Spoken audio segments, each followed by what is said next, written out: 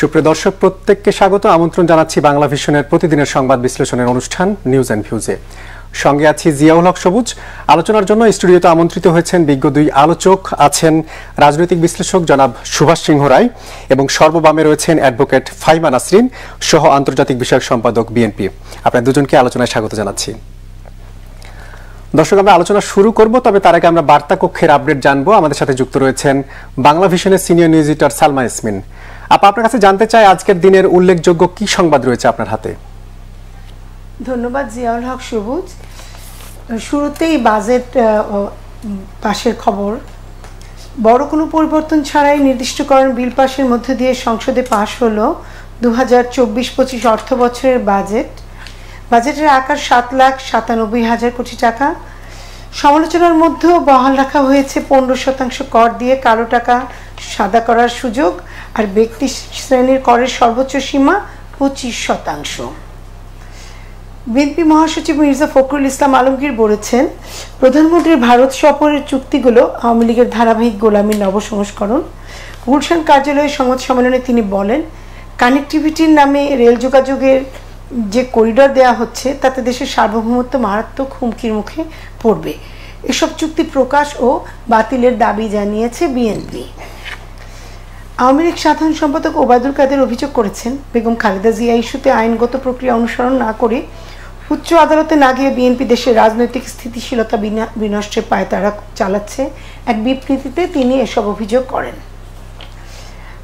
আলোচিত এনবিআর এর সাবেক কর্মকর্তা মতিউর রহমান ও তার পরিবারের সদস্যদের সম্পদের তথ্য চেয়ে এনবিআর ফিনান্সিয়াল ইন্টেলিজেন্স ইউনিট, নিবন্ধন অধিদপ্তর, সিকিউরিটিজ অ্যান্ড এক্সচেঞ্জ কমিশন সহ বিভিন্ন সরকারি দপ্তরে চিঠি পাঠিয়েছে দুদক। সার্বজনীন পেনশনের প্রত্যয় স্কিম প্রত্যাহার, বিশ্ববিদ্যালয় শিক্ষকদের জন্য স্বতন্ত্র বেতন স্কেল সহ বিভিন্ন দাবিতে আজ সোমবার থেকে অনির্দিষ্টকালের কর্মবিরতির ডাক দিয়েছেন পাবলিক বিশ্ববিদ্যালয়গুলোর শিক্ষকরা। এ সময় বন্ধ থাকবে ক্লাস পরীক্ষাও।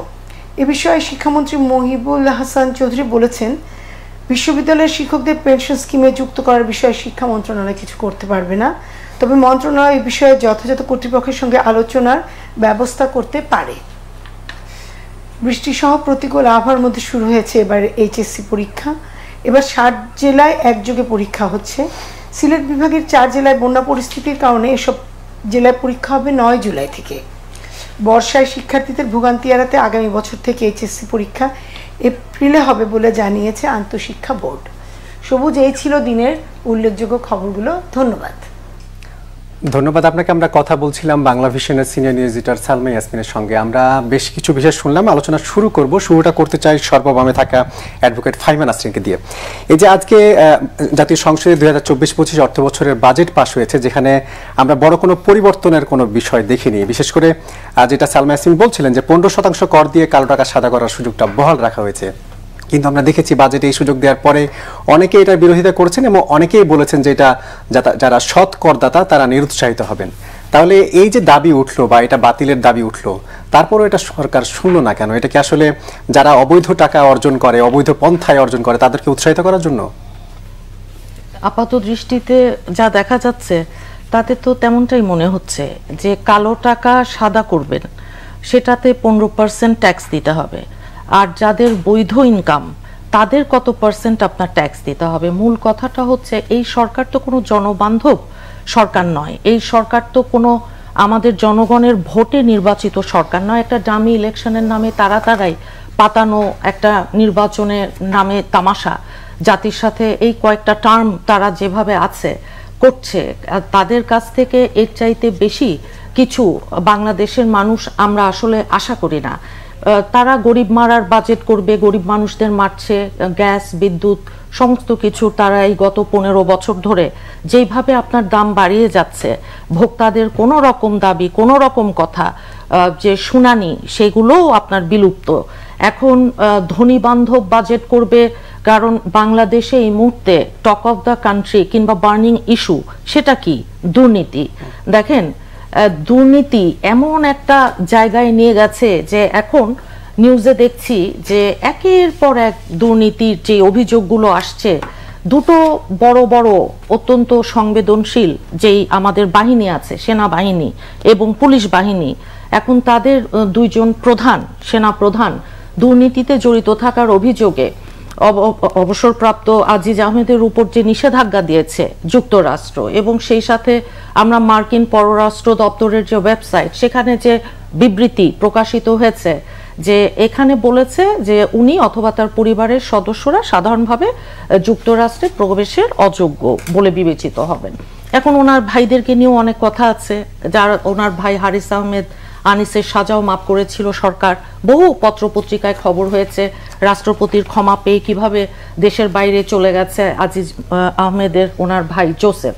এসবের সাথে কি বাজেটের সম্পর্ক রয়েছে? দুর্নীতি সম্পর্ক আছে। এখন পুলিশ প্রধান সাবেক বেনজির আহমেদ, ওনার যে অবস্থা, যেই রকম শত শত 600 বিঘার উপরে নাকি জমি, একদিনে 4টা গুলশানে আপনার ফ্ল্যাট কিনে ফেলেন, আবার আপনার কি সাফারি কি পার্ক আছে, তারপরে আপনার রিসর্ট, হিন্দু ধর্মাবলম্বীদের জায়গা জমি কিভাবে উনি দখল করেছেন, সেগুলো সব এখন একের পর এক আসছে। এসব তো এই সরকারের আমলেই ধরা পড়ছে।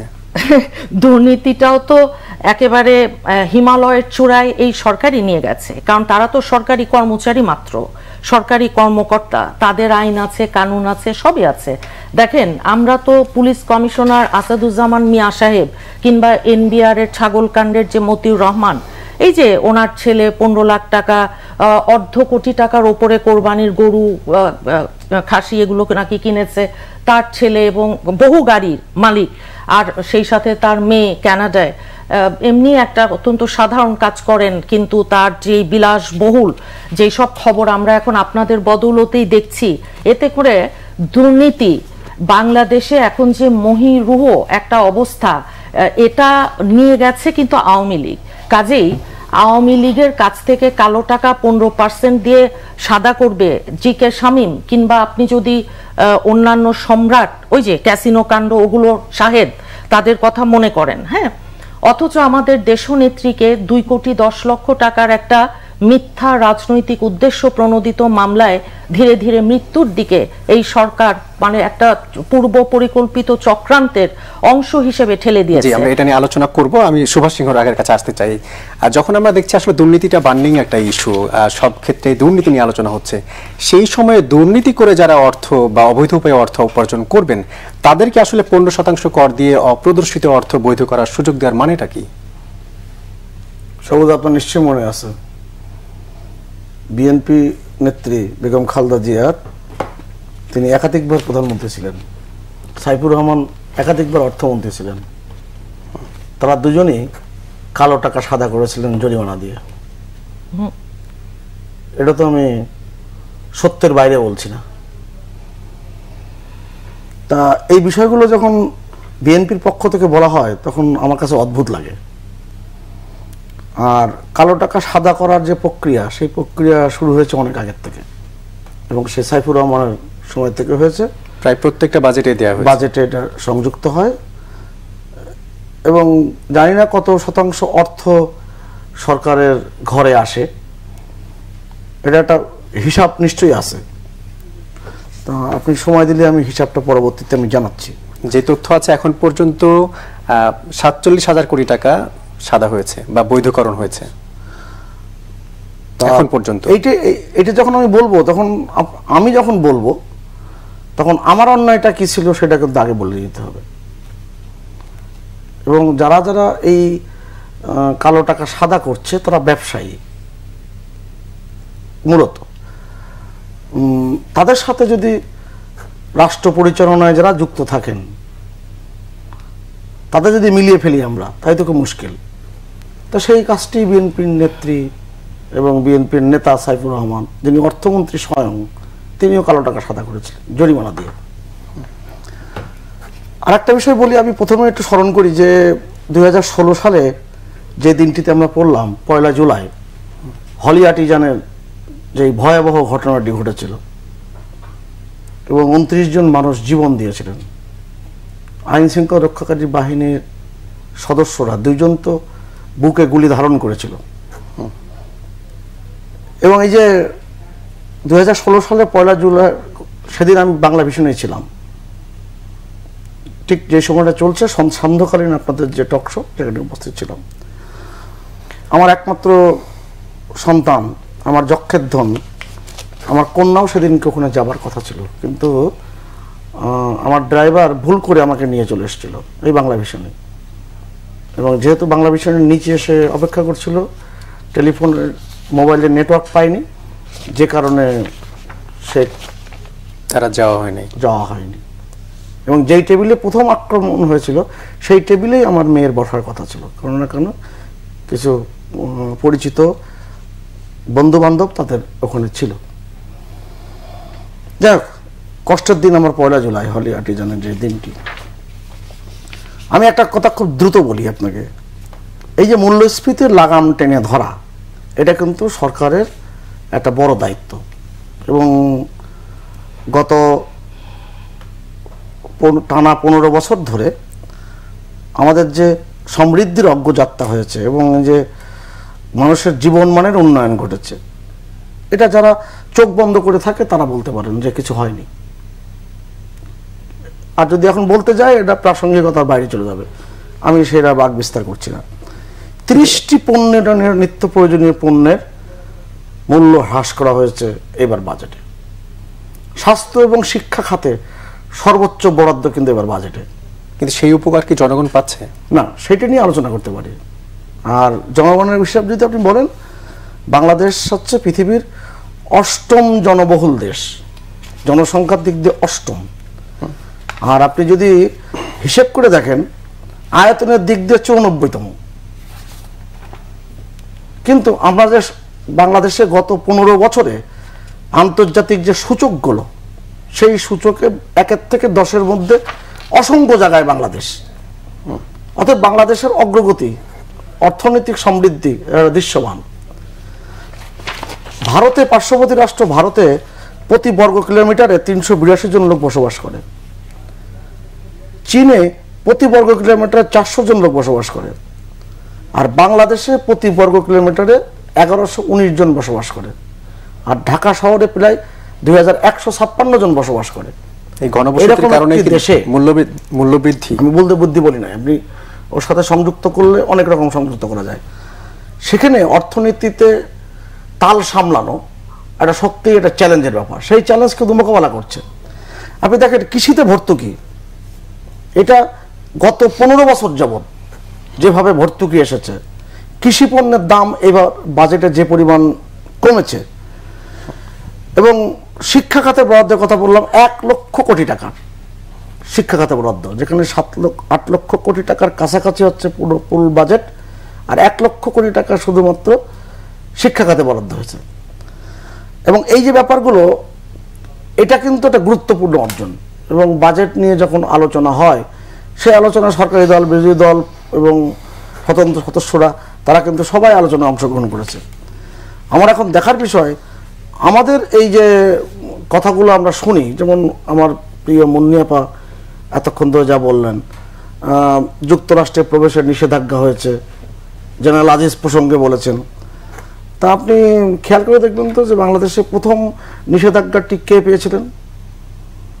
নিষেধাজ্ঞাটি সে কি আওয়ামী লীগের নেতা পেয়েছিলেন? আর জেনারেল আজিজ তো রাজনৈতিক নেতা না। এবং ডেইলি স্টারে বড় একটা প্রতিবেদন হয়েছিল, আপনি গুগল এখন সার্চ করলে দেখতে পারবেন, যে Tarique Zia symbol as a kleptocratic government and violent politics in Bangladesh. James F Moriarty তিনি সুপারিশ করেছিলেন তার দেশকে, সে আমেরিকার জন্য বিপজ্জনক, তাকে যেন আমেরিকা ঢুকতে বাধা দেওয়া হয় এবং নিষেধাজ্ঞা আসে। সেই প্রথম নিষেধাজ্ঞা। আইনজীবী মুন্নিয়াপা, তিনি এগুলো ভালো করে জানেন। অর্থাৎ ওই প্রসঙ্গে তুলতে গেলে অনেকগুলো প্রসঙ্গ বেরিয়ে আসবে।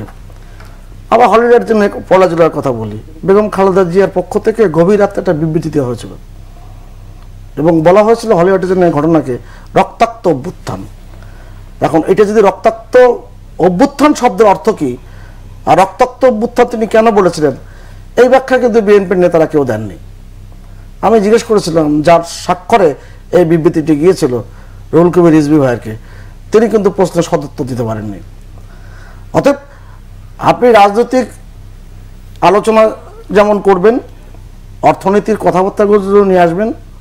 হ্যাঁ, সংকট আছে, এবং এই সংকট এর মধ্য দিয়ে কিন্তু 15 বছর টানা সরকার পরিচালনা করার পরে 2006 সালে বাংলাদেশের অর্থনীতির যে আকার ছিল $60 বিলিয়ন, আর সর্বশেষ $470 বিলিয়ন। অর্থাৎ এমনি কিন্তু এই অর্থনীতির অগ্রগতি সাধিত হয়নি। কিন্তু যেই 15 বছর ধরে একটা সরকার ক্ষমতায়, সেই সরকার তো চাইলেই আসলে আরো যৌক্তিকভাবে অনেক কিছু চিন্তা করতে পারতেন। আপনি কিছুক্ষণ আগে বলছিলেন যে বিএনপি হয়তো কালো টাকা সাদা করার সুযোগ দিয়েছে বা তাদেরও কেউ কেউ সেই সুযোগ নিয়েছে, তাহলে সেই ক্ষেত্রে সরকার কেন এই সিদ্ধান্ত থেকে বেরিয়ে আসলো না? না, অর্থনীতির অনেকগুলো বিষয় থাকে যে বিষয়গুলো অনেক ক্ষেত্রে সব সময় সামনে আনাও যায় না, আবার কিছু কিছু অনুষঙ্গ থাকে, সেই অনুষঙ্গটা আবার জরুরি হয়ে পড়ে। এই যে হাকিমপুরি জর্দার, যে ভদ্রলোকটি মানে সবচেয়ে সর্বোচ্চ কর দিয়েছে, কিছুদিন আগে মারা গেছেন, কিছুদিন আগে মারা গিয়েছেন, এবং তিনি অর্থনীতিতে বড় রকম একটা ভূমিকা রেখেছেন বাংলাদেশের অর্থনীতিতে, কিন্তু তিনিও কালো টাকা কিন্তু সাদা করেছেন এবং তার কাছ থেকে বাংলাদেশ এক্ষেত্রে উপকৃত হয়েছে। এখন দেখবার বিষয় কালো টাকা সাদা করছে কারা, কালো টাকা সাদার এই যে বিষয়টি, এটা কতটা আমাদের অর্থনীতিতে প্রভাব রাখছে, এইটা নিয়ে বিএনপি নেতারা আলোচনা করতে পারে। অ্যাডভোকেট ফাইমান আসছেন, আপনার কাছে এই প্রসঙ্গে জানতে চাইবো যে আসলে বিভিন্ন প্রসঙ্গ যখন চলে আসছে, মূল্যস্ফীতির বিষয় আসছে, দ্রব্যমূল্য বৃদ্ধির বিষয় আসছে, আমরা যেটুকু জেনেছি যে আজকে থেকে পানির দাম বাড়ছে, কয়েকদিন আগে আমরা দেখেছি বিদ্যুতের দাম বাড়ানো হয়েছে। এই যে দফায় দফায় দাম সমন্বয়ের নামে বা মূল্য বৃদ্ধির সমন্বয়ের নামে দাম যে বাড়ানো হচ্ছে, তেলের দাম কমেছে, এইটা আসলে কিভাবে দেখছেন? এটা আসলে একজন ভোক্তাকে কিভাবে পোড়ায়? জনগণকে পোড়ায়, জনগণের পকেট কেটে। এখন তো দেখা যাচ্ছে যে সরকার যেখানে পাচ্ছে সেখান থেকেই লোন, খালি দেখছেন তো কিভাবে ঋণ নিচ্ছে। দেখেন, আসছি আমি আপনার সেই কথায়, হোলি আর্টিজানের ঘটনাটা ছিল অত্যন্ত মর্মান্তিক। তবে এই সরকার যেমন জঙ্গি, জঙ্গি নিধন, জঙ্গি দমন এগুলো বলে পশ্চিমা বিশ্ব সহ বহু মানুষজনকে আশ্বস্ত করতে চেয়েছে, কিন্তু সেটা হালে পানি পায়নি। কারণ বাংলাদেশ একটা মুসলিম মডারেট কান্ট্রি, এখানে আপনার এই রকম কোনো কিছু আসলে নেই। তারেক রহমানকে নিয়ে আওয়ামী লীগের গাত্রদাহ আছে, সেটা আমরা জানি, আমাদের ভারপ্রাপ্ত চেয়ারম্যান। এখন দেখেন, ওনাকে ইউএসএতে এই যে একটা বক্তব্য ঢুকতে বাধা দেয়া, যে স্যাংশন, এরকম কোনো ঘটনা কখনোই আপনার ঘটেনি। আওয়ামী লীগের যে লবিস্ট আছে, সেটা আপনি প্রথম আলো সহ বহু পত্র পত্রিকায় বড় বড় করে এসেছে, একাধিক লবিস্ট আছে তাদের, কিন্তু আমাদের কোনো লবিস্ট নাই বলেছিল, কিন্তু আওয়ামী লীগ প্রমাণ করতে পারেনি।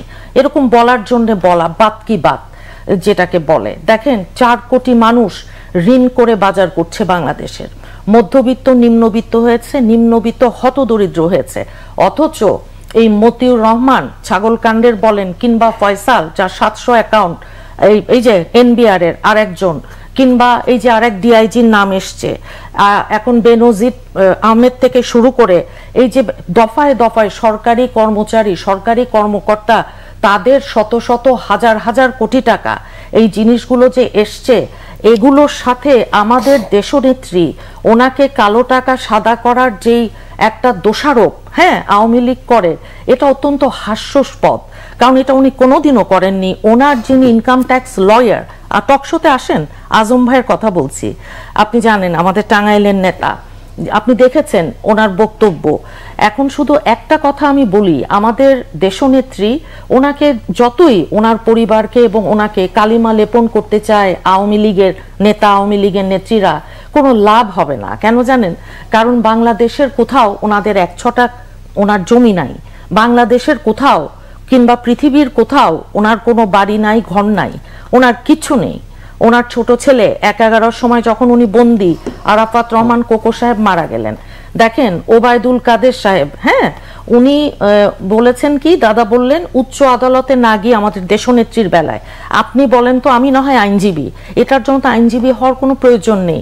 বাংলাদেশে শাহেদ কিংবা জিকে শামীম, সম্রাট কিংবা সুবর্ণচরের ওই যে 4 বাচ্চার মাকে গণধর্ষণ আওয়ামী লীগ নেতা, সবার জামিন হয়, কিন্তু আমাদের দেশনেত্রীর বাংলাদেশের কোনো আদালতে জামিন হলো না কেন? যেই রায়টা দেয়া হয়েছে, ওই যে ওই এতিমদের অনেক বড় একটা রায়, নিম্ন আদালত ট্রায়াল কোর্টের, ওখানের কোথাও অর্থ আত্মসাৎ এরকম কোনো বক্তব্য কিন্তু নেই।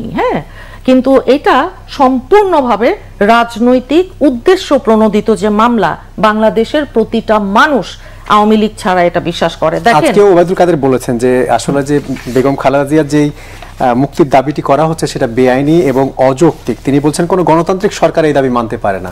দেখেন, আমি যেটা বলছিলাম যে বাংলাদেশের কোনো আদালতে আমাদের দেশনেত্রীর জামিন হয়নি।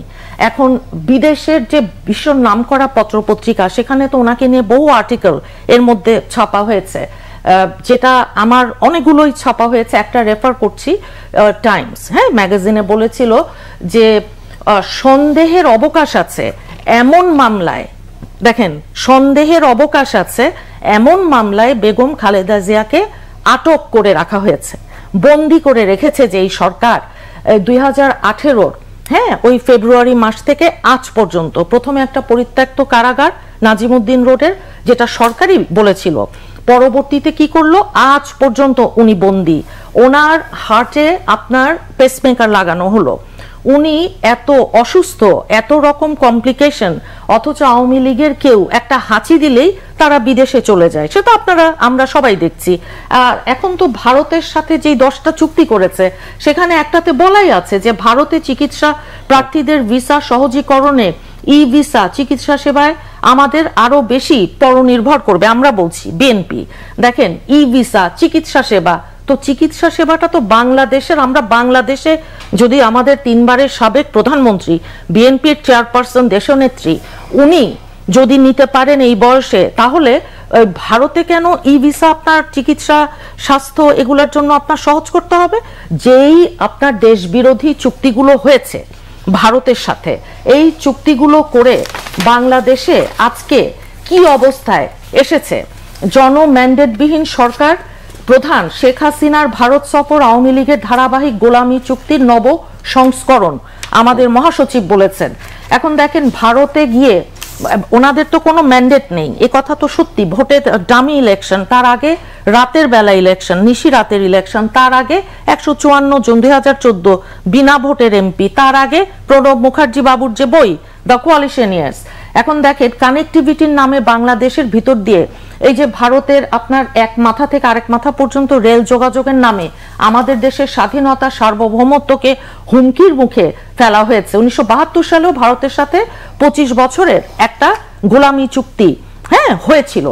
এখন 52 বছর পর সেটারই ধারাবাহিকতায় আমরা বলছি, বিএনপি আমরা বলছি, এবং বাংলাদেশের মানুষ সেটা মনে করে যে ভারতের সাথে সমঝোতার আড়ালে যেই সব আপনার চুক্তি করা হয়েছে, এটার জন্য বাংলাদেশকে আজীবনের জন্য ভারতের গোলামে পরিণত হতে হবে। এইটা আমরা চাই না। বাংলাদেশের মানুষ স্বাধীন চেতা, গ্যাস দেয়া, ফেনী নদীর পানি, তিস্তার পানি আনতে না পারা, এবং সেই সাথে আগে 10 একটা টাকার অ্যামাউন্ট ছিল ট্রানজিট এসবের জন্য, পরে সেটাও আপনার ধরতে গেলে নাই হয়ে গেছে।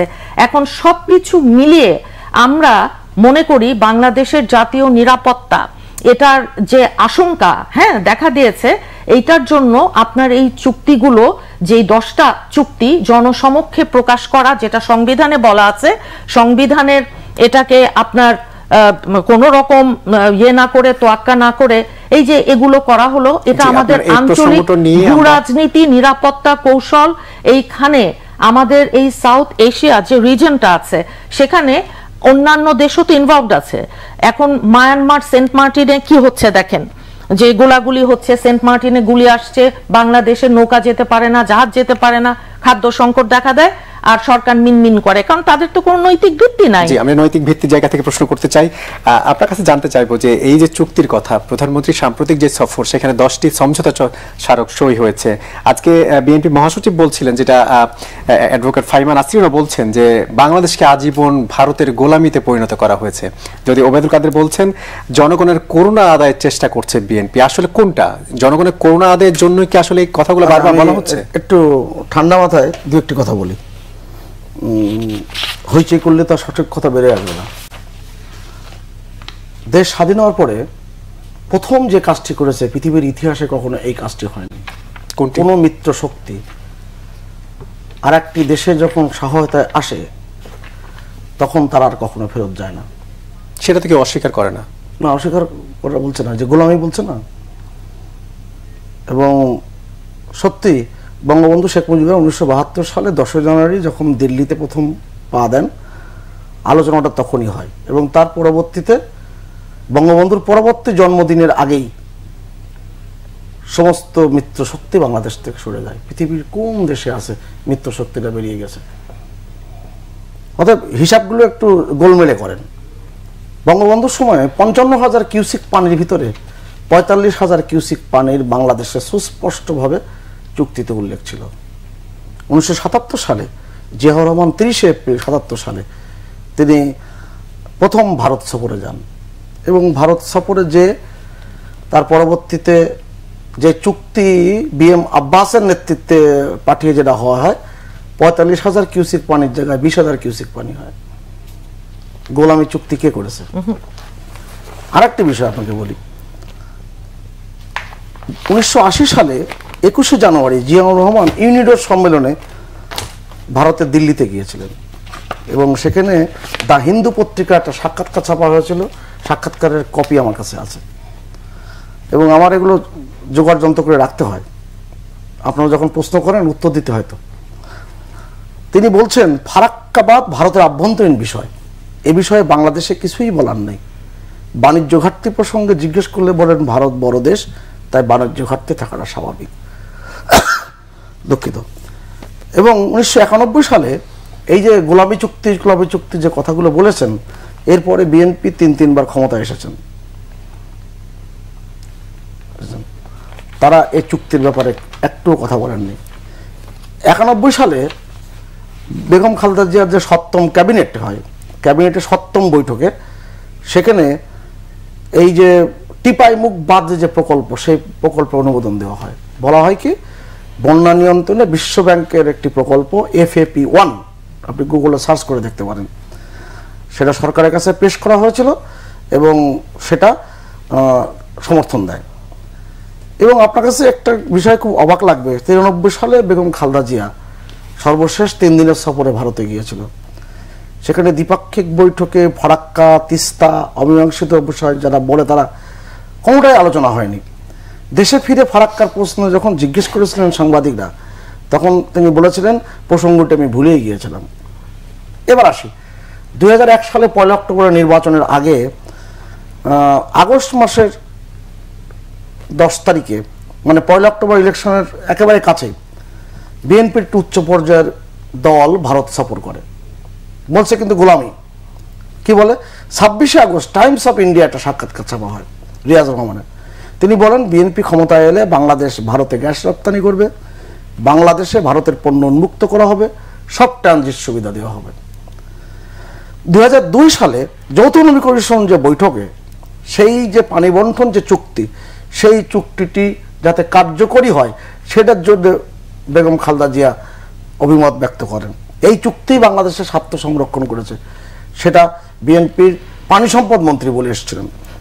এবার আসি 2003 সালে মার্চ মাসে ভারত অভিযোগ করে বাংলাদেশে ভারতের বিচ্ছিন্নতাবাদীরা ও জঙ্গিদের আশ্রয় দিচ্ছে এবং মার্কিন পররাষ্ট্র মন্ত্রণালয় এক প্রতিবেদনে এই কথাটি স্পষ্ট করে উল্লেখ করা হয়।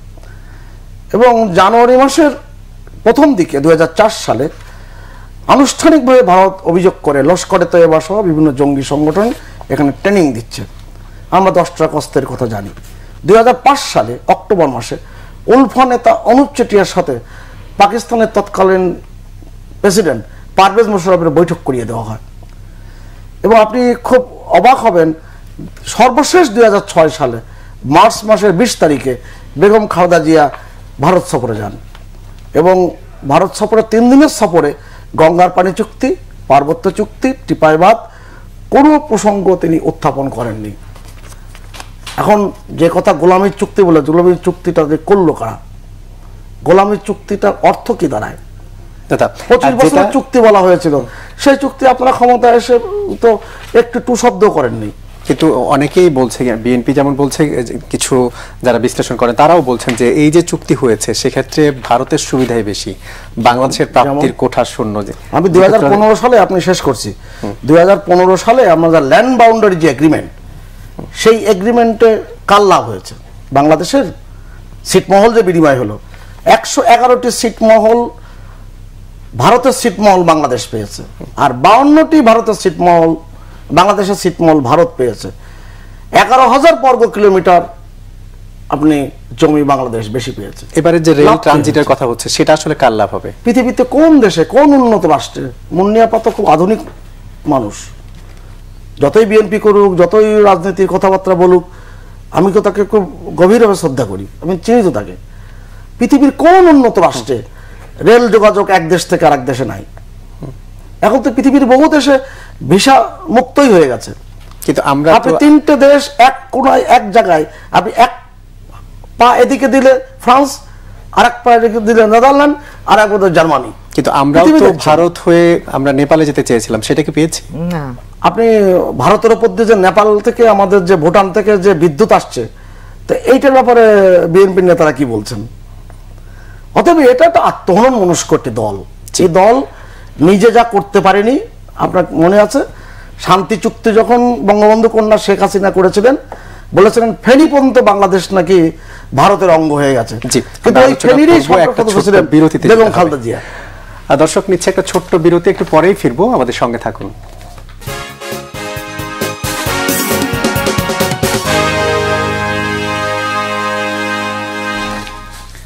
দর্শক বিরতির পর আরেকবার স্বাগত নিউজ অ্যান্ড ভিউজে। আমরা আলোচনা করছি, স্টুডিওতে আমন্ত্রিত হয়েছেন রাজনৈতিক বিশ্লেষক জনাব সুভাষ সিংহ রায়, আছেন অ্যাডভোকেট ফাইমা নাসরিন সহ আন্তর্জাতিক বিষয়ক সম্পাদক বিএনপি। আমরা বিরতির আগে সুভাষ সিংহ রায়ের সাথে কথা বলছিলাম, এই পর্যায়ে অ্যাডভোকেট ফাইমা নাসরিন আপনার কাছে আসতে চাই। বিরতির আগে দাদা যে কথাটা বলছিলেন যে বিএনপি আসলে বেশিরভাগ ক্ষেত্রেই আত্মহনন মস্তিষ্ক থেকে কাজ করে থাকে, যে কোনো জিনিসের ক্ষেত্রে হয়তো সিদ্ধান্ত নিতে কিংবা কথা বলার ক্ষেত্রে শুধুই হয়তো রাজনৈতিক দিক থেকে বলে। বিএনপি কি আসলে তাই করে? না, একদমই না। বিএনপি সবসময় বিশ্বাস করে সমমর্যাদার ভিত্তিতে সম্পর্ক। শহীদ প্রেসিডেন্ট জিয়াউর রহমান বলুন কিংবা আমাদের দেশনেত্রী বেগম জিয়া 3বার যখন উনি প্রধানমন্ত্রী, তখন ওনারা কে কিভাবে ডিল করেছেন সেগুলো তো আপনারা পত্র পত্রিকা বই পত্র সবখানে আছে। দেখেন দাদা যে একটা কথা বললেন যে আমাদের দেশে যেমন ইন্ডিয়া আমাদের মুক্তিযুদ্ধে সাহায্য করেছিল, তো চায়না আর্মি, মালদ্বীপ ছোট্ট একটা দেশ না, মালদ্বীপে যে বেশ কিছুদিন আগে নির্বাচন হলো, মালদ্বীপের প্রেসিডেন্ট মুজ্জা, উনি আপনার ভারতের আর্মি যে ছিল মালদ্বীপে তাদেরকে কিন্তু চলে যেতে বলেছেন এবং গেছেনও না। তো 40,000 কিউসেক পানি শহীদ প্রেসিডেন্ট জিয়াউর রহমান এনেছিলেন, হ্যাঁ, ইন্ডিয়ার সাথে আপনার কথাবার্তা আলাপ আলোচনা। গুগলে দেখেন তো, টাইমস অফ ইন্ডিয়া আপনার 71-এর মুক্তিযুদ্ধের পর এটাও বলেছিলেন যে জিয়াই দিয়েছিল মুক্তিযুদ্ধের দুর্যোধনী, যেমন আওয়ামী লীগ নেতা একে খন্দকার বলেন কিংবা আরো অনেকেই, একজন ওনাদের মেজর জেনারেল ছিলেন, আওয়ামী লীগ করতেন, উনিও একই কথা বলেছিলেন। সুবিদ আলী ভুইয়া সাহেবের কথা বলছি। দেখেন আমাদের দেশনেত্রীকে নিয়ে ওনারা মেলাইন করবার জন্য অনেক কথা বলেন। এই যে এই কথাটা যে ফারাক্কার প্রশ্নে, এটা নিয়ে আমাদের বিএনপির পক্ষ থেকে একদম ডিটেইলস আপনারা পত্র পত্রিকা ঘেটে সেই দিনের দিন তারিখে এখন তো আপনি দেখতেই পারেন। যে কথা দাদা বলছিলেন আসলে এটা কখনো দ্বিপাক্ষিক সম্পর্ক, দ্বিপাক্ষিক চুক্তির ক্ষেত্রে আমি আসছি এই ধরনের কোনো প্রশ্ন এবং এই রকম কোনো উত্তর এগুলো কিছুই আপনার হয়নি। এটা পিওর আওয়ামী লীগের প্রোপাগান্ডা। যেমন আওয়ামী লীগ 10 লক্ষ প্রোপাগান্ডা করবার জন্য অনলাইনে অ্যাক্টিভিস্ট আপনার নিয়োগ দিয়েছে, তারা বলে কই এগুলো করছে। গ্যাস রপ্তানি কে করছে?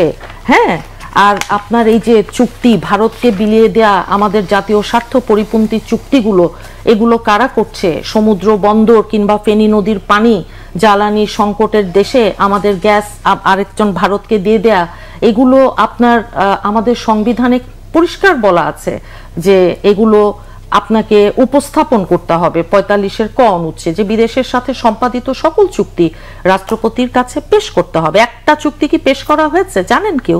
না, জানেন না। দেখেন আমরা মনে করি যে এই যে 1.5 দশকে বাংলাদেশ ভারতের যে সম্পর্ক মানে আওয়ামী লীগ বলছে অনন্য উচ্চতায় নিয়ে গেছে, সব দিয়ে যে আমি যা দিয়েছি সারা জীবন মনে রাখবে, আওয়ামী লীগ সভানেত্রীর বক্তব্য।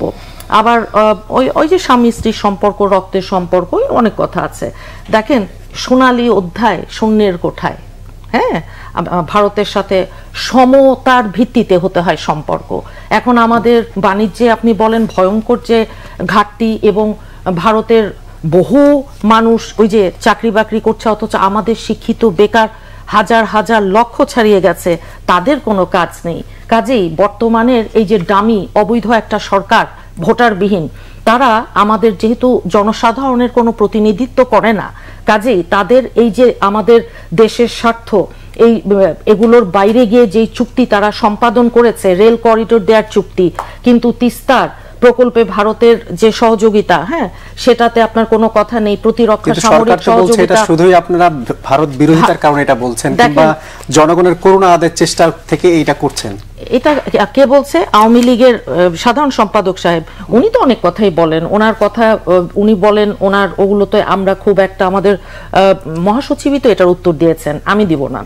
দেখেন, ভারত $3.5 বিলিয়ন ভারতীয় চুক্তি, লাইন অফ ক্রেডিট, LOC বাস্তবায়নের যে প্রক্রিয়া, এটাকে ত্বরান্বিত করছে। এখন ভারত সফরের শেষে প্রধানমন্ত্রী যে বললেন, ভারত যদি আমাদের তিস্তা প্রজেক্টটা করে দেয় তাহলে আমাদের সব সমস্যাই তো সমাধান হয়ে গেল। এখন সাধারণ কূটনৈতিক দর কষাকষির যে ন্যূনতম, রোহিঙ্গা ইস্যুতে তো দেখছেন যে বাংলাদেশের কূটনীতি, বাংলাদেশের পররাষ্ট্রনীতি কিরকম মুখ থুবড়ে পড়েছে, কিরকম ক্ষমতা তারা হারিয়ে ফেলেছে ভারতের বেলায়। আমাদের তো সম্পর্ক উন্নয়ন হচ্ছে, কিন্তু তিস্তা চুক্তি হচ্ছে না কেন? আমি তো আপনাকে এটাই বলার চেষ্টা করছি। দেখেন, যেই চুক্তিগুলো হয়েছে, গ্রিন পাওয়ার, এটা আমাদের অভিজ্ঞতা সমঝোতা স্মারকের প্রত্যাশার সাথে সম্পূর্ণ সামঞ্জস্যপূর্ণ নয়। ভারতীয় সহায়তায় রামপাল, জাপানি সহায়তায় মাতারবাড়ি যে প্রকল্প, কয়লা নির্ভর বিদ্যুৎ প্রকল্প, সেটা ইতিমধ্যে সুন্দরবন আর উপকূলীয় যে সবুজ বেষ্টনী, এটাকে কিন্তু অলরেডি ঝুঁকিপূর্ণ করে তুলেছে। আমি বলছি, ভারতের চিকিৎসার ব্যাপারটা আমি বলেছি। এখন দেখেন, এই সফরে ICT নিয়ে সহযোগিতার বিষয়টা স্পষ্ট করেনি, হ্যাঁ, যে ভবিষ্যতে অর্থনীতিতে ICT সেক্টরে সহযোগিতা, হ্যাঁ, সেটা কিভাবে কি হবে, নিরাপত্তা ঝুঁকিতে পড়বে কিনা, এগুলো বলা হয়নি। এখন পৃথিবীর অন্যতম দীর্ঘ আপনার স্থল সীমান্ত ভারত বাংলাদেশ একটা, ঠিক আছে, এখন একটা দেশের সার্বভৌমত্ব আর স্বাধীনতা, হ্যাঁ, সেটা তো আপনাকে প্রতিরক্ষা নীতির যে প্রথম আর প্রধান অগ্রাধিকারের ভিত্তিতে আপনাকে এটা খেয়াল করতে হতো, এবং সামরিক সরঞ্জাম উৎপাদন বলুন কিংবা প্রশিক্ষণ, আর তাছাড়া রাডার পরিচালনার যে সম্পূর্ণ নিয়ন্ত্রণ এখন যদি প্রতিবেশীদের দেশের হাতে চলে যায় আমাদের, হ্যাঁ, তাহলে বাংলাদেশের নিরাপত্তার জন্য সেটা কিরকম একটা হুমকির কারণ হয়ে দাঁড়াবে। এইদিকে 2022 সালে একটা MOU-তে উল্লেখ করেছিল ভারতীয় রোড ইনিশিয়েটিভের অংশ হিসেবে হিলি মেঘালয় প্রশস্ত সড়কে সংযোগ 11 কিলোমিটার ব্রহ্মপুত্র, হ্যাঁ, আপনার সেতু সহ সামরিক পরিস্থিতিতে সমগ্র রংপুর বিভাগকেই বাংলাদেশ থেকে বিচ্ছিন্ন করে ফেলতে পারে বলে সামরিক বিশেষজ্ঞরা আশঙ্কা করছে। এখন ভারত কেবল আভ্যন্তরীণ রাজনীতিতেই নয়, আমাদের যে প্রশাসন যন্ত্র বলেন কিংবা আপনি জাতি গঠনমূলক অনেক রকম কর্মকাণ্ড, বিভিন্ন স্পর্শকাতর আপনার অর্থনৈতিক প্রকল্প, রূপপুর পারমাণবিক বিদ্যুৎ কেন্দ্র বলুন, রামপাল বিদ্যুৎ কেন্দ্র, রাডার স্থাপনা, এগুলোর মধ্যে যে হস্তক্ষেপ, আকাশ সীমায় ভারতের হাতে তুলে দেয়া, হ্যাঁ, এগুলো আমাদেরকে উদ্বিগ্ন করে, এগুলো আমাদের মধ্যে আশঙ্কা সৃষ্টি করে। আমরা আরেকটি উদ্বেগের বিষয় নিয়ে আলোচনা করতে চাই, বিশেষ করে বিরোধিতার মধ্যে আজকে চালু হচ্ছে প্রত্যয় নামের একটা পেনশন কর্মসূচি। বিশেষ করে জাতীয় পেনশন কর্তৃপক্ষ একটি নতুন প্রত্যয় নামে পদ্ধতি যোগ করেছে, যেটার বিরোধিতা করছেন বিশ্ববিদ্যালয় শিক্ষক সমিতি। বিশেষ করে তারা আজকে ক্লাস পরীক্ষা বন্ধ রেখে এক ধরনের কর্মবিরতি পালন করতে যাচ্ছে। এটা আসলে কিভাবে দেখছেন? এটা শিক্ষা ক্ষেত্রে কিংবা শিক্ষাঙ্গনে এক ধরনের অচল অবস্থা তৈরি করবে বলে মনে করেন কিনা? আপনার হাতে সময় মনে বেশ কম, খুব অল্প সময়ে মুন্নিয়া আমাকে দু একটি কথা বলার সুযোগ করে দিয়েছে। আপনার কি নিশ্চয়ই মনে আছে, বিল ক্লিন্টন আজকের প্রধানমন্ত্রী শেখ হাসিনা যখন 96 থেকে 2001-এর সরকার পরিচালনার দায়িত্বে ছিলেন, তখন তিনি বাংলাদেশে এসেছিলেন, এবং আসার মূলত উদ্দেশ্যই ছিল যেগুলো, তার মধ্যে একটি ছিল হচ্ছে গ্যাস চুক্তি করা। এটা সর্বজন বিদিত, সবাই জানে। মাননীয় প্রধানমন্ত্রী স্পষ্ট করে বলেছিলেন যে 50 বছরের যদি আমার মজুদ না থাকে আমি গ্যাস রপ্তানি করতে দিব না, গ্যাস রপ্তানি করব না। মুন্নিয়া আপা একটা কথা যেটা বলেছেন, এটা বিএনপির নেতারা পল্টনে বক্তৃতা দেন, এই কথাগুলি বলে ছেলে ভুলানো কথা বলেন। বলেছেন ভারতকে যা দিয়েছি সারা জীবন মনে রাখবে। অবশ্যই মাননীয় প্রধানমন্ত্রীর এই বক্তব্য যদি আপনি সঠিক অর্থে বিশ্লেষণ করেন, তিনি বারবার স্মরণ করিয়ে দিয়েছেন, কেননা ভারতের যে নিরাপত্তা, বিশেষ করে 7 সিস্টারের এই দেশগুলোতে যেভাবে, রাজ্যগুলোতে যেভাবে আপনার উন্মুক্তভাবে জঙ্গিদেরকে প্রশিক্ষণ করতে দিয়ে এবং তাদেরকে অবাধ যাতায়াতের সুযোগ দিয়েছিল, সেই জায়গা বাংলাদেশ সরকার জিরো টলারেন্স রেখেছে। আপনি জানেন 10 ট্রাক অস্ত্র যখন ধরা পড়ে, আলাউদ্দিন এবং হেলালুদ্দিন নামক দুজন পুলিশ সার্জন ওই জেটির পাশ দিয়ে যাচ্ছিল। নিজামী সাহেব তখন জামাত ইসলামের যিনি আমির, তিনি ছিলেন শিল্প মন্ত্রণালয়ের দায়িত্বে। অন্ধকারের ভিতরে সে দেখে যে অস্ত্র এদিক ওদিক করা হচ্ছে, ট্রাক থেকে নামানো হচ্ছে। আমরা একটু প্রত্যয় ফিরতে চাই। তখন তিনি মানুষকে জানিয়েছিলেন এই আলাউদ্দিন হেলাউদ্দিন যার চাকরি গিয়েছে দুজনের, তারা জেল খেটেছেন এবং তাদের সর্বশান্ত করে দেওয়া হয়েছে। তাহলে জঙ্গিবাদের এই পৃষ্ঠপোষকতা বঙ্গবন্ধু কন্যা শেখ হাসিনা বন্ধ করেছেন। এটা ভারতের জন্য অনেক সুবিধার জায়গা তৈরি করেছে। এটা বঙ্গবন্ধু কন্যা সোজা সাপটা স্বীকার করেন এবং বলেন। অতএব এই যে বন্ধুত্বের যে সম্পর্ক, এই সম্পর্ক তো এই যে সীমান্তে নানান রকম চক্রান্ত হয়েছে, অনিরাপদ করে দিয়েছিল, সেইটা কিন্তু বাংলাদেশ তার অবদান রেখেছে। এই বন্ধুত্বের সম্পর্কের ক্ষেত্রে আমরা কি এরকম যে দিচ্ছি বেশি পাচ্ছি কম, এরকম টাইপের কিছু পাবে, দেবে আর নেবে, মিলাবে মিলাবে, যাবে না ফিরে, সমানে সমান? এবং অবশ্যই, এবং সেই লড়াইয়ে তো বাংলাদেশ তার অবস্থা পরিষ্কার করেছে। মন্নিয়াপার দল এমন একটি আত্মহননমনস্ক দল, আমি যে কথা প্রথমে বলেছি আপনাকে, যেই দল সমুদ্র সীমার যে লড়াইয়ে আন্তর্জাতিক যে আদালতে বাংলাদেশ জয়লাভ করেছে, জয়লাভ করার পরে বিএনপির পক্ষ থেকে একটা বিবৃতি দেওয়া হয়েছিল, অভিনন্দন জানাই। এই প্রথম ওই শেষ 7.5 ঘন্টার মাথায় বিবৃতি প্রত্যাহার করা হয়েছিল। দাদা সময় কম, আমরা যদি প্রত্যয় নিয়ে একটু আলোচনা করি।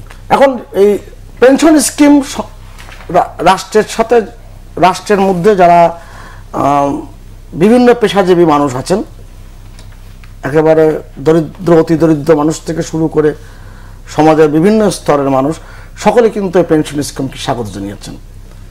কিন্তু বিশ্ববিদ্যালয়ের শিক্ষকদের চাকরির বয়স সীমা 65, আর সরকারি চাকরির বয়স সীমা হচ্ছে 59, এবং তারা ইতিমধ্যেই শিক্ষকরা নানান ধরনের গ্র্যাচুইটি, পেনশন, বিভিন্ন প্রকল্প তারা বিদ্যমান, এবং এখনকার সময়ে টাকার পরিমাণটা বেশ বেড়েছে। যখন তারা অবসরে যান 1 কোটি 1.5 কোটি, কোনো কোনো ক্ষেত্রে 2 কোটি টাকার অর্থ পান। এটা শিক্ষকদের, অফিসারদের জন্য খুবই কাজের একটা বিষয়, এবং সেটা এককালীন পান। এইটার ক্ষেত্রে যে সন্দেহের জায়গা তৈরি হয়েছে, সরকারকে দায়িত্ব নিয়ে এই সন্দেহ দূর করতে হবে। কেননা ঢাকা বিশ্ববিদ্যালয়ের শিক্ষকরা, বিভিন্ন বিশ্ববিদ্যালয়ের শিক্ষকরা, জগন্নাথ বিশ্ববিদ্যালয়ের শিক্ষকরা এই আন্দোলন কর্মসূচি 71 ঘোষণা করেছে বলে আমি সংবাদ মাধ্যমে দেখেছি। এইটা দেশের সব সরকারি বিশ্ববিদ্যালয়ের শিক্ষকরা, শিক্ষক সমিতি ফেডারেশন, এই জটিলতার জায়গাটি সরকারকে খুব দ্রুততার সাথে দেখতে হবে।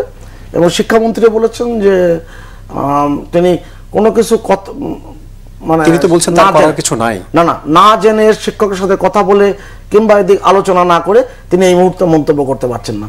অতএব এগুলো সমাধান খুব দ্রুতই হয়ে যাবে বলে আমি বিশ্বাস করি। অতএব এখানে জটিলতা নাই। জি, অ্যাডভোকেট ফাহিমা, আপনার কাছে এই প্রত্যয় সম্পর্কে একটু জানতে চাই যে যেই সার্বজনীন কর্মসূচি বা পেনশন কর্মসূচি সরকার চালু করতে যাচ্ছে, স্বায়ত্তশাসিত প্রতিষ্ঠান, রাষ্ট্রায়ত্ত প্রতিষ্ঠান, আধা সরকারি, সরকারি সব প্রতিষ্ঠানের জন্য, কিন্তু বিশ্ববিদ্যালয় শিক্ষক সমিতি ফেডারেশন সব সরকারি বিশ্ববিদ্যালয়ের শিক্ষকরা তারা বিরোধিতা করছেন এবং আজকে থেকে সর্বাত্মক কর্মবিরতিতে যাচ্ছেন। এই সিদ্ধান্ত আসলে সিদ্ধান্তটা কেমন, বা শিক্ষকরা আসলে এটার বিরোধিতা করছেন কেন? এখন দেখেন, এই সার্বজনীন পেনশন স্কিম যেটা চালু হয়েছে প্রত্যয় নাকি নামে, তো এটা বলেছে যে সবার জন্য, কিন্তু আসলে সবার জন্য নয়। তো সেখানে আপনার প্রত্যয় পরে যুক্ত হয়েছে, হ্যাঁ পরে যুক্ত হয়েছে, প্রথমে সার্বজনীন পেনশন অনেকগুলো, তো ঠিক আছে, কিন্তু মূল কথাটা হচ্ছে কি সাধারণ মানুষ বিশ্বাস করে না। কারণ সরকারে এখন তো আপনার ওই লোম বাঁচতে কম্বল উজাড়, কারণ সমস্ত দুর্নীতিবাজ সবখানে স্বায়ত্তশাসিত বলেন, যেখানে যেভাবে পারছে সমাজ থেকে আপনার যে আদর্শ, ন্যায়, নীতি, বোধ, বিচারহীনতার যে সংস্কৃতি চলছে, আইনের শাসন না থাকা, মানবাধিকার শূন্যের কোঠায়, এই সব কারণে এখন এগুলো দিয়ে কোনো লাভ হবে না। মূল কথাটা আবার ওই জায়গায় যেতে হবে, জনগণ, 12 কোটি জনগণের ভোটের অধিকার হরণ করেছে এই সরকার এইবার। এই যে 7 জানুয়ারি সবকিছুতে, কারণ জবাবদিহিতা নেই তো এই সরকার কার কাছে জবাবদিহি? এই যে 10টা আপনার চুক্তি করলো, দেশ বিরোধী চুক্তি, হ্যাঁ, তো এই চুক্তি তারা কোথায় আপনার বলেছে, কোন জায়গায়? না, বলেনি। বিল ক্লিনটন কি বলেনি গন্তব্য উপস্থাপন করেনি চুক্তিগুলো কোথায় সংসদে। মাননীয় কিংবা প্রধানমন্ত্রী যতবারই বিদেশে যান, আপনি সময় দাদা কথা বলিনি, না না, প্রথমে রাষ্ট্রপতির সঙ্গে দেখা করেন, তারপরে পার্লামেন্টে উপস্থাপন করেন। এটা বলা হয়নি, এটা উপস্থাপন করা হয়নি। ট্রিটি এবং মেমো অফ আন্ডারস্ট্যান্ডিং দুই জিনিস। জানি আমি, যে নামেই হোক, সেটা যে নামেই হোক, তাদের নৈতিক কোনো অধিকার নেই এই আপনার চুক্তি করার কিংবা স্মারক, সমঝোতা স্মারক কিছুই নেই। বিল ক্লিনটন সাহেবকে উদ্ধৃত করে আওয়ামী লীগ প্রায়শই এই ধরনের একটা মিথ্যাচার এই যে করে থাকে। গ্যাস দিয়েছে, কিন্তু পত্রিকা অবশ্যই খুলবেন আওয়ামী লীগ ভারতকে। এটা নিয়ে পরিষ্কার করে আমেরিকার বেশ কিছুদিন আগে বক্তব্য দিয়েছে। সেই দিনের যে মিটিং এর এজেন্ডা ছিল, যেহেতু একটা দেশের সাথে আর একটা দেশের সরকারিভাবে যখন মিটিং হয় এজেন্ডা সেট করা থাকে, যে কেউ গুগলে গিয়ে দেখেন এরকম কিছু নেই, পাবেন না, একেবারে নির্জলা। হ্যাঁ, নির্জলা মিথ্যা। দাঁড়ান, বাংলাদেশ ভারত সীমান্তে দেখেন ভারতীয় সীমান্ত রক্ষী বাহিনী বিএসএফ এর হাতে গুলিতে প্রতি বছর এই যে পাখির মতো রেকর্ড পরিমাণ সীমান্ত হত্যাকাণ্ড সংঘটিত হয়েছে।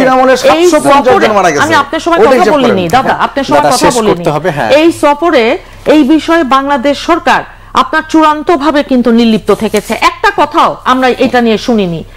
মূল কথাটা হচ্ছে কি, এই সরকার বর্তমানে অবৈধ সরকার, একটা অনির্বাচিত, যেহেতু সরকার রাষ্ট্র পরিচালনায় তাদের ন্যূনতম যে নৈতিক অধিকার থাকবার কথা সেটা তাদের নাই। এইরকম একটা জনম্যান্ডেট বিহীন অনৈতিক একটা যে সরকার, যে কোনো রাষ্ট্রীয় চুক্তি, যে কোনো সমঝোতা, যে নামে ডাকেন, বাংলাদেশের 18 কোটি মানুষের সাথে প্রতারণা। অসংখ্য ধন্যবাদ জনাব সুভাষ সিংহ রায় আজকে আলোচনায় সময় দেওয়ার জন্য। সুপ্রিয় দর্শক, আজ এখানে শেষ করতে হচ্ছে আজকে নিউজ অ্যান্ড ভিউজ। এতক্ষণ যারা সঙ্গে ছিলেন সবাইকে ধন্যবাদ। ভালো থাকবেন সবাই, শুভরাত্রি।